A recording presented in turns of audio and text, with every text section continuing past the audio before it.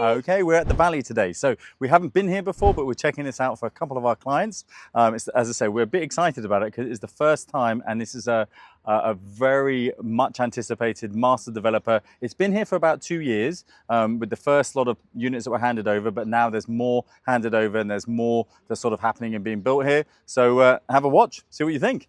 We are super excited. So on our way to Outlet Mall, we always see this, like the valley, isn't it? And it looks so beautiful. It does. It looks stunning from the outside. Yeah. And we've been told it's really nice. Yeah, so we're super excited. We're at the pavilion right now. Pavilion? Pavilion, whatever. Which basically is the only community center as of now. But there's a whole mall that's being built, but that's not built until 2029.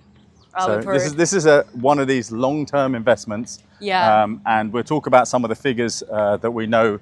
For example, if you'd bought a villa here when it first opened 2 years ago, you'd have paid about 1.2, 1.3. That's now selling for 2.8. 2.8 for a 3-bedroom villa. It's still not a bad price, isn't it? Yeah. So let's start with the location, because it's the first thing people notice about the Valley. The Valley sits along Dubai Al Ain Road. And yes, it's definitely further out compared to most established communities in Dubai. You're looking at around 30 to 35 minutes to downtown, about 40 minutes to Dubai Marina, and roughly 25 minutes to Dubai International Airport. It's an Emaar development, which is always a good sign in terms of long-term planning and community quality. And it's right next to Dubai Outlet Mall, which is honestly one of our favourite malls. Great food, great stores, and very relaxed. Once you enter the community, the first thing you notice is the atmosphere. It feels luxurious, open, and very green. There are tree-lined roads, open spaces, and this clean, calm layout that honestly reminded us a bit of Florida. Big, spacious, bright. It really doesn't feel like your typical tightly packed Dubai community. Our first stop was the Pavilion, which is the current community centre. Okay, it's small, but it's got the essentials. Cafes, a supermarket, a flower shop, a pet store, an electronics store, and even an optical centre. How's the food done? Very, very nice coffee. Very nice croissant. Can't hear you. Very nice coffee. Very nice croissant. Is it cafe approved? Definitely. There aren't any restaurants here yet, and Emaar is planning a much larger mall and community hub similar to Dubai Hills Mall. Next, we met the agent and headed to Nara, one of the clusters that's already handed over. There are other clusters handing over soon, Elora, Talia, and more, each offering different layouts for townhouses and standalone villas. The homes themselves follow that modern Emaar look, clean, contemporary, minimal. One thing we really liked about how spacious the community feels, even though the houses are back to back, there's a pathway in between each row of townhouses, which means there's a little bit more space and it adds charm and giving more breathing space. You don't feel squeezed in or congested. There are two main kitchen layouts here.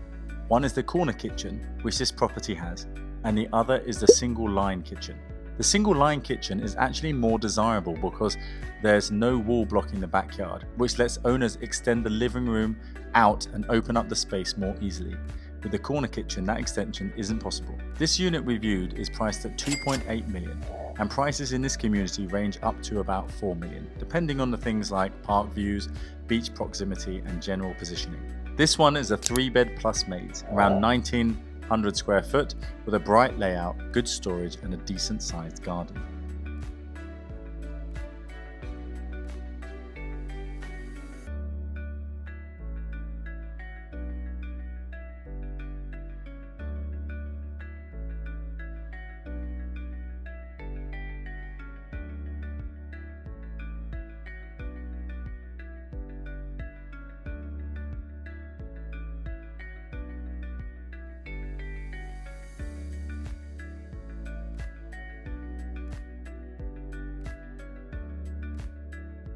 These back pathways connecting to small pocket parks are one of the nicest touches. Great for kids and for dogs or just strolling in the evening. Some clusters also share a gym and a swimming pool. We couldn't film inside, but the gym was big and well equipped and the pool was a good size. The facilities were shared between Nara and Eden. Then we made our way to the highlight of the valley, the Golden Beach. This whole area is packed with amenities.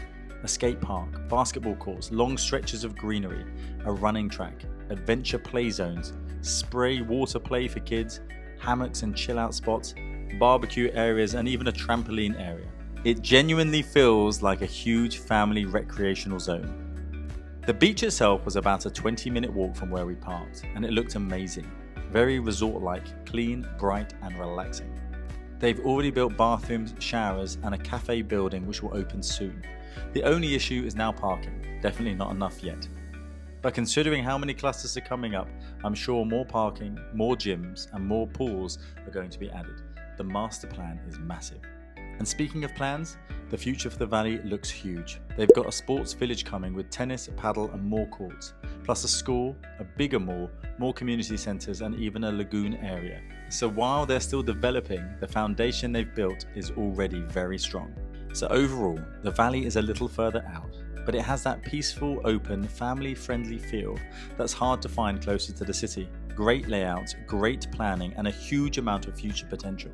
If you want to see more clusters here or need help comparing the valley to other communities, feel free to get in touch and let us know which community you'd like to tour next.